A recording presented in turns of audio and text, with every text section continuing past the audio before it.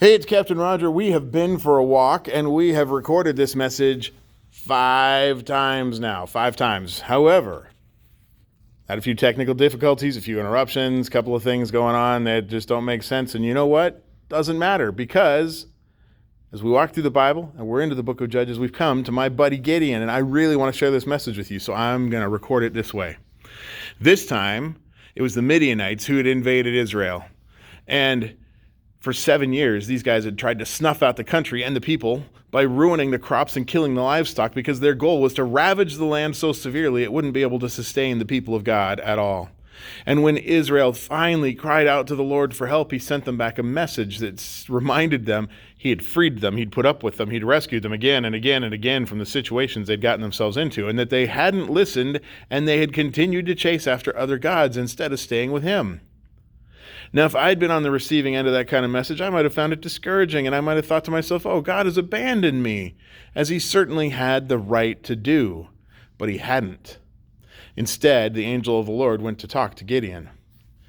Now, going to diverge for just a second. Wheat was a big staple crop for the people back then, and I guess it still is for us now too, but for them it was something that you grew, you harvested, and turned into food on your own. Me, I just call for pizza.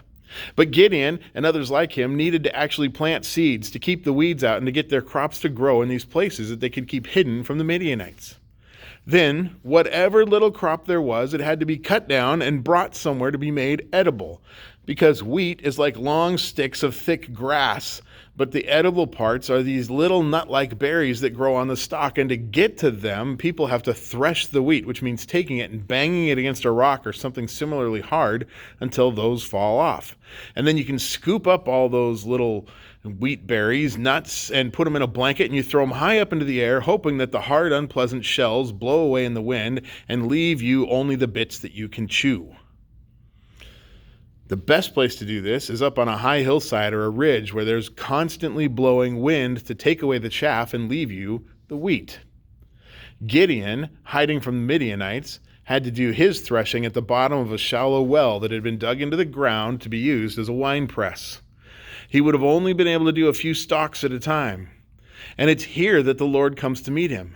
And the angel of the Lord appears standing beside this hidey hole and says, "The Lord is with you, mighty warrior." And that's what I want you to take from this story today. It's that God sees us where we are at, and he meets us where we are at, and he identifies us as who he sees us to be, not as who we think of ourselves. Gideon, he must have felt mocked, because he wouldn't believe the message until the angel worked a miracle to prove who he was. And even then, Gideon probably at best would be described as nervous. But God saw him for what he was capable of being, which is how he sees all of us. We're his beloved children, created in his image, able to be and do great things. And I think that is something you have to think about for today. I've already finished my walk, but grace and peace to you. I will see you tomorrow.